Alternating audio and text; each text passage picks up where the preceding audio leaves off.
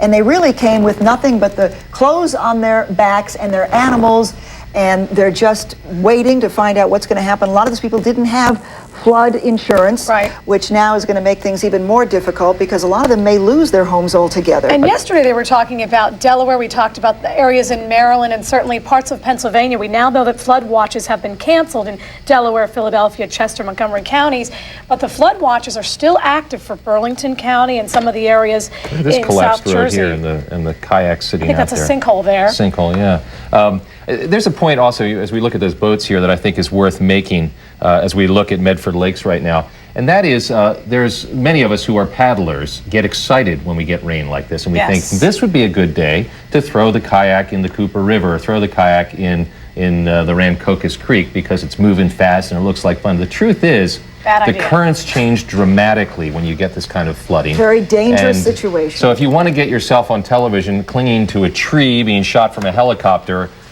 go ahead and throw your kayak in the river. Otherwise, it's just not a good idea. And again, folks. You talk about the magnitude of this flooding. More than 500 people have been evacuated from Mount Laurel, Medford Township, Southampton, and Lumberton after all of these heavy rains. We're going to go back to Main Street in Lumberton. Our photographer, Pete Marshall, has a ground shot there, and we're actually going to talk to him a little bit about it.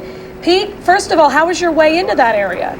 The way in was not bad, Jen. I actually got here in about a half an hour. What you're looking at right now, I'm looking straight down Main Street in Lumberton. You can see, just about 30 seconds ago, there was a rescue boat coming right down Main Street. You can see we have all these folks here. Pete, what was it like driving in? I'm sorry, you have to say that again. What was it like driving in? Driving in was pretty clear. You didn't see much water until you turned the corner and looked right down Main Street. Here we go. Now are you in a kind of a staging area where people have been brought after being rescued from their homes, or just onlookers there? These are all just onlookers. We do have a few rescue workers in the water. There's helicopters above, but as you can see right here, I'm not exactly sure what these folks are doing. It looks like they're pulling stuff out of their shops. Trying to salvage some of their belongings. And Pete, we've heard there that the fire station house is underwater. I mean, is there a lot of fire trucks, kind of littered along the road where the water may not be as high? How are the fire officials handling this? Well, Jen, to tell you the truth, I did not see any fire vehicles except for this one right here. There's a crew right here. Yeah. That it looks like they're staged right here just to help anybody that may need it.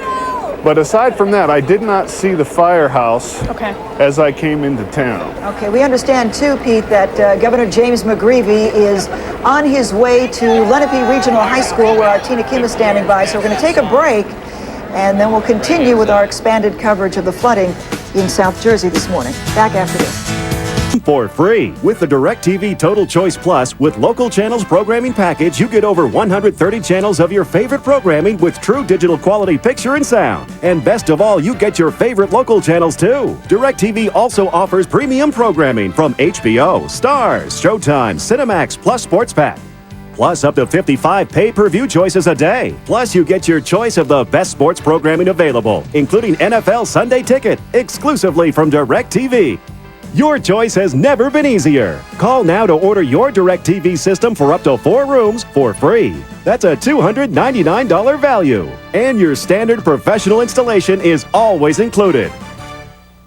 I use my is meeting with folks, not only the victims, but also the volunteers who are really wonderful. As everyone has been expressing to me all morning, they've been providing tasty cake and coffee, peanut butter and jelly sandwiches, cots, very clean looking cots, blankets, etc., and also a place for people to have their pets. And again, the governor is meeting with folks, trying to see how things are going for them. We understand that he plans to speak with the press later on, but first he wanted to go into the shelter and meet with folks, see how they're doing, going through this entire process. And again, it has been an unprecedented amount of rain that has affected this area. 11 inches in Medford alone, Tabernacle, 12.5 inches. So people have been definitely experiencing something that is once in a lifetime, at least once in a decade. Some people mentioned that they had flooding problems about 10 years ago, but nothing like this. And of course, the governor wants to be here to see it firsthand. So I understand that he is now meeting with press, and hopefully he'll be able to speak with us. Let me go in on this interview. Hear what he has to say. Absolutely, sir. Last night, as you probably all well aware, we experienced quite a torrential rainfall last night. What they've given us as far as results is up to 12 inches of rain in this local locale. What it has done is 6 of our local jurisdictions, along with the county, declared a state of emergency and started moving their people out of harm's way. Durant Crocus Creek started cresting last night over the banks. So throughout the night, we've been kind of following the creek, seeing where it's going, and we continue to monitor that today. A couple dams did let loose overnight, but nobody has been injured or harmed in any way, and that's a credit to the emergency response personnel that have been working on this. We're going to continue to monitor today, along with the National Weather Service. Yeah, we have high tide at 2 p.m. today. Yes, sir. And obviously we're concerned with high tide, but everything seems to be moving in the right direction.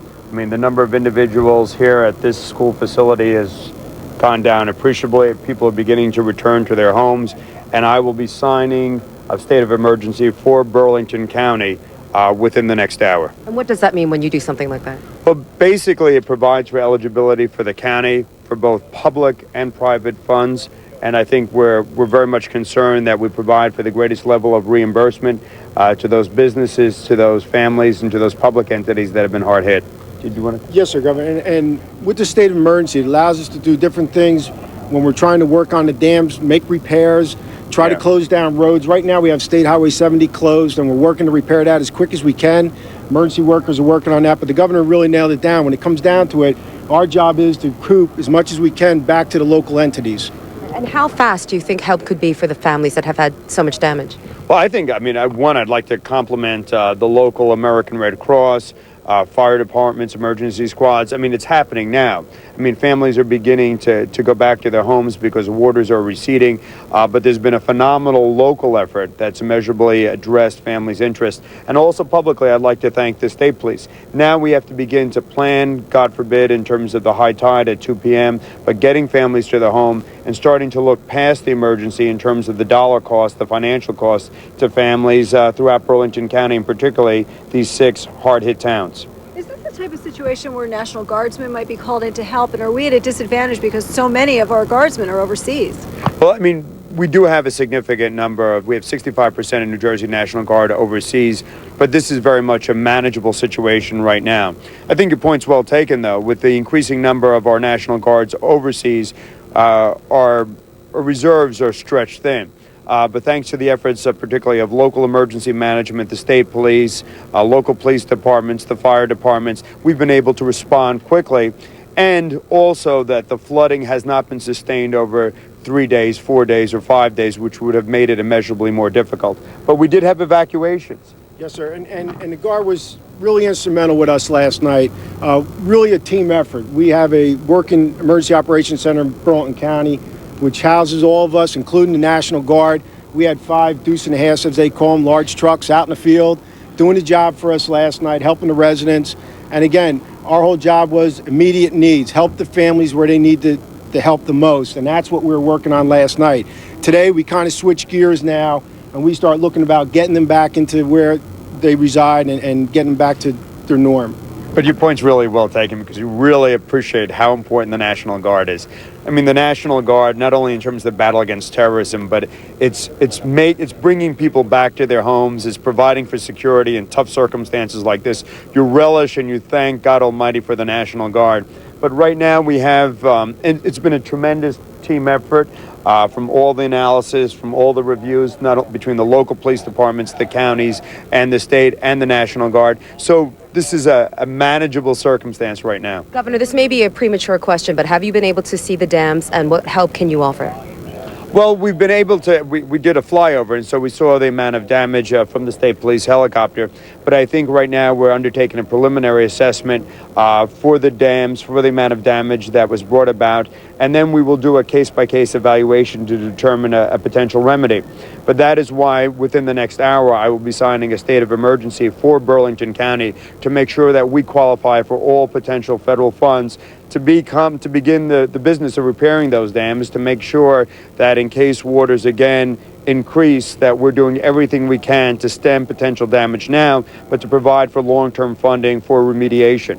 And the governor has, again, on the team concept that I described before, the governor has already authorized that we bring in the DEP engineers that specialize in dam I mean, inspections and they're in there repairs. now. They are here now, working the problem for us, if you will, to get the dams back to where we had them prior to this event. How many dams are we talking about? We had 3 as of last night, 3 initial dams that suffered some amount of damage due to the pressure of the water. Again, DEP is going to analyze that today. We'll probably have a better answer tomorrow. Yeah, and there was also concern not only because of dams, but in terms of water tables and the amount of damage. And there was give and take all during the course of the night. So DEP is actually out there right now trying to determine not only the scope of the damage, but what potentially could happen. And so they're making their evaluations. They're trying to provide for emergency relief in terms of securing the dams now. But obviously we need to have a long-term game plan so to repair the structural underpinnings of these dams to make sure that our families are safe and secure. Can we get any update on numbers? How many people, how many homes, et cetera? Is there any of that available? Well, I can tell you this. One locale alone reported into us early this morning that they had 200 homes affected. Affected could be minor to major. We have to take a look at exactly what affected is. And 150 vehicles in that neighborhood was also affected. Those numbers, and I've found through my experience with emergency management, some of those numbers will adjust as we go along and we get a look at today exactly what went on. When the lights came up this morning, the phone started ringing. Everybody had a look. Yeah, and even last night. I mean, last night we got, and so, but I think we're returning back to normal. I mean, even the fact that this school, I mean, we're now down to a handful of families. I mean, the waters are receding, people are going home, but we have to make sure, particularly the dams, that we, to the greatest degree possible, provide for some structural integrity for the dams. God forbid if we have another increased water situation, and that's what DEP is doing right now, even as we speak. I mean, DEP engineers are on site looking at the dams, trying to secure those dams now. Before the 2 p.m. time? Yes. Someone at OEM said if the water shifts a certain way, new towns could actually be hit, like Willingboro and a couple others. Do you think that could happen, or do you think it's pretty much kind of It's unlikely, but there is the potential. It is unlikely, but the potential exists. And I think that's the evaluation that's being undertaken right now. And your name, sir? My name is Lieutenant Keith Dreer. And your title? Lieutenant, ma'am. I'm sorry, your title of what organization? New Jersey State Police Office of Emergency Management. It's D-R-E-E-R. D-R-E-H-E-R. Okay, thank you very much. Great, I appreciate the time. I'm not quite sure. Are we still with you all? Yes? We're here. We're still with you, Tina. Thanks for doing that. Every word. Way to get the go. So you heard all of that. A lot of activities going on with the governor. He's going to survey the damage, and they're now on the cusp, on the verge of declaring a state of emergency that he can sign so that the proper funding and all the federal help can come in. And the immediate situation right now is they're looking toward that 2 p.m. time when the high tide is expected to reach at Rancocas Creek. And they're hoping that they can keep all the dams in control, at least they're damaged, but at least put the situation under control with the dam so that there's... Chopper 6 was above 2 camps in Medford that are surrounded by floodwaters this morning. One is Camp Akanikin for boys. The other is Camp Mataleonique for girls. Action News has talked to the head of the camps, Gary Graham. He says the children there are safe because the camps are well above the flooded area. But Graham says parents should not try to drive to the camp because the roads leading to it are still flooded. Let's go now live to Amy Buckman in Medford, where she has the governor of New Jersey, Jim McGreevey, live. Amy? Well, good morning, Walter. We are here with...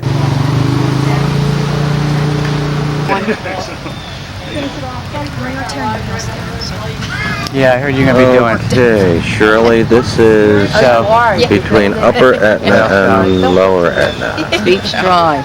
Beach Drive. When you start. Cannot get over to film the dam. If you can see, that wall is washed out there.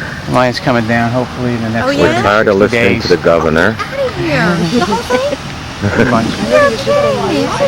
Wait, if there's anything I can do, This please. is as close as we're allowed to get, Shirley, Jack. I don't know if you can see or not, but there is no water in the lake. Get a better shot. Oh, yeah.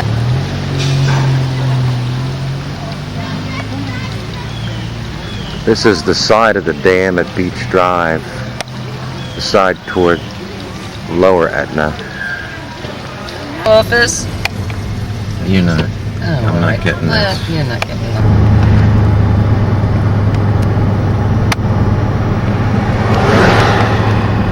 Okay, we're in front of the 7-Eleven, and what you see here on the side of the road is all mud that's washed through.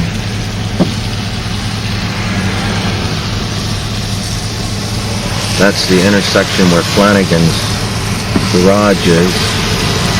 I don't know if you can see it or not, but somewhere in there are the mailboxes, and the mud was all the way up over them. This is kind of a bad way to take the pictures, but maybe you can see something. Welcome to Medford Lakes. This is in front of the firehouse. Mud is unbelievable. Okay, as you can see, there are a lot of sightseers out to see what's going on. We're looking toward the dam by Beach 1 right now. We're going to go down and see if we can get some pictures of that in just a minute. Billy and Jack, these are the people that were responsible for this. They were all out drinking and peed in the lake at the same time. I was out drinking. And it just took the dam right away. Big time. I left a message. Right, this is the dam at Beach 1.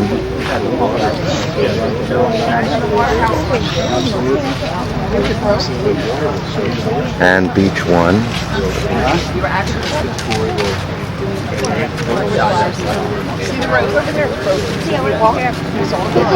What's that town? That was the lake at Jackson Park over here. Canoes that have gotten stuck on the crosswalk here. I don't know if you can see the big hole down by Tabernacle Road.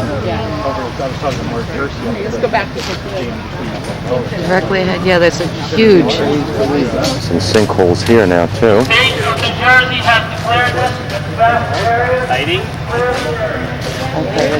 I don't know if you can hear that in the background. There's a loudspeaker saying the state of New Jersey has declared this a disaster area and clear the area. Guess that means we all have to go.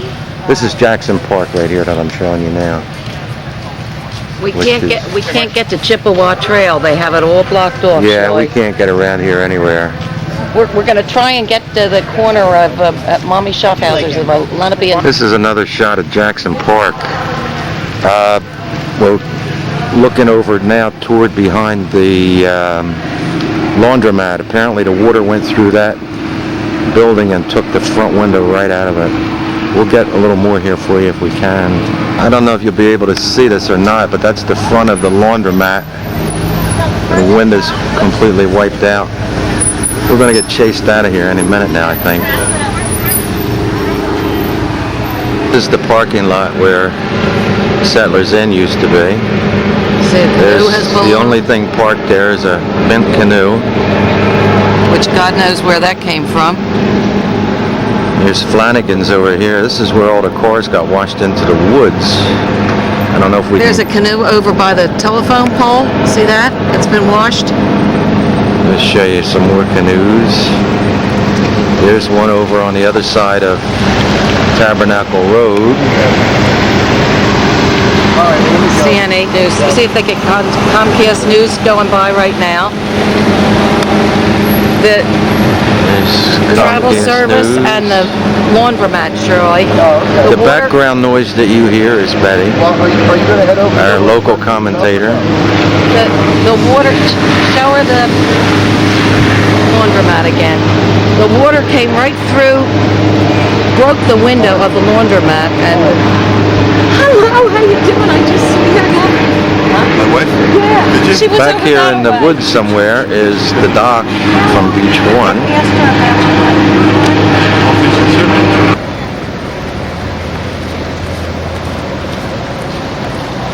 This is right behind Beach 1 on Tabernacle Road, this pile of stuff. Where's the canoe? Oh, there's the canoe. Can you see those canoes? They're wrapped around the tree. Up a tree, quite a ways up there. Must have been quite a thing when the water went through here. Look at this right in here. I got that. There's canoes right here. These are docks that have washed up. There's a kayak up there, it looks like. Somebody said you can't get clear behind the I forgot about that. We're looking right down Tabernacle Road right now. And then move on. Then we're gonna. Now we're looking down from behind the laundromat down toward Flanagan's. There's still some water running across the road here. Apparently the water was pretty well up the trees here. Maybe 10 feet or so. This is just to show you some more of the canoes and things that are all along And how far in the woods, all the way down the side of the road. There's a kayak or something up here. Over here, this is toward Flanagan's Corner. Betty, move to the right. There you can see a car and an ambulance. I don't know what the car is up on, some kind of a hunk of something, maybe a big trash can. We'll go up and see if we can see some more. Another boat. Here's more boats and things, about 50 feet or so in the woods. I don't know what that other stuff is back there. The pressure and power of the water when it went through here must have been really horrendous. Good thing there were no people. As far as we know, nobody was injured. Looks like a burrow truck got a dousing. Here we got another sinkhole. This is right by the corner of Flanagan's garage. There were a lot of cars that were back here in the woods. I guess apparently they must have gotten some of them out now. This is Ballinger Lake here. That's still up, but if you can see, it looks like the water has gone across here at some point, but everything stayed intact. This is all relatively new, so I guess that all held then. This is across Stokes Road from Flanagan's. We're kind of looking up Lenape Trail here.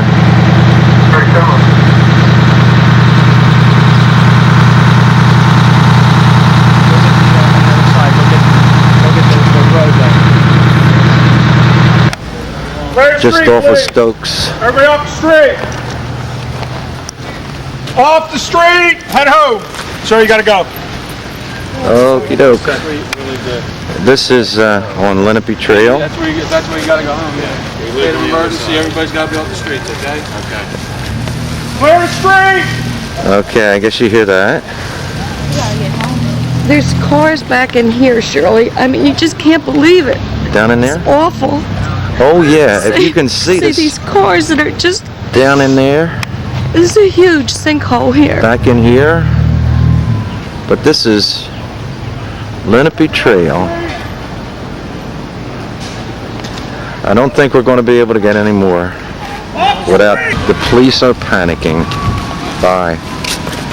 A bit more here. Huh? These cars that were washed out of Flanagan's, I guess. Speaking of disaster areas, here's a little shot of Oaks Hall. You see what that looks like now. Nothing's been done. Kind of overgrown. Got a flying buttress there holding it up.